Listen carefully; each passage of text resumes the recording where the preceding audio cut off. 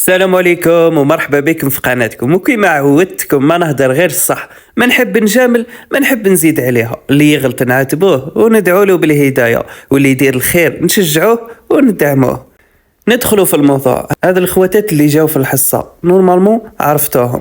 للعلم انا تبعت الحصه ولقيت باللي كاين غموض في الحكايه، على بها ما نقدرش نحكم على اللي صرا.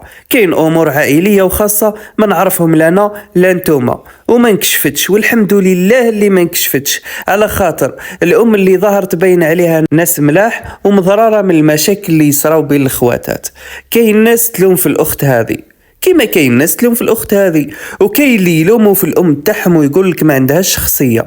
الهضره اللي حاب نقولها لكم بركه، ما تحكموا على الناس من الظاهر، خلوا قلوبكم نظيفه على خاطر الكمال ربي سبحانه خاوتي.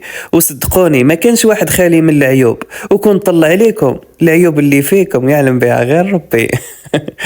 وفعوض تلوموا يماهم ولا بناتها، ادعوا ربي يلمشم لهم خاوتي ويصلح الامور، يكون خير لكم من الفتنه واعوذ بالله. صفوا قلوبكم وتمنوا شويه الخير للناس، ورك يعطيكم ربي الخير ما مليكم. فهمتوني؟ وهدرتي باينه نورمالمون، على بالي هدرتي واضحه، على بالي راح تفهموني. في الاخير ما ننساش نشكر خاوتي على الدعم اللي راني نتلقى فيه للقناه، وبلا ما نعاود ونقول لكم هذه قناتكم مش قناتي وحدي. نحبكم والسلام عليكم.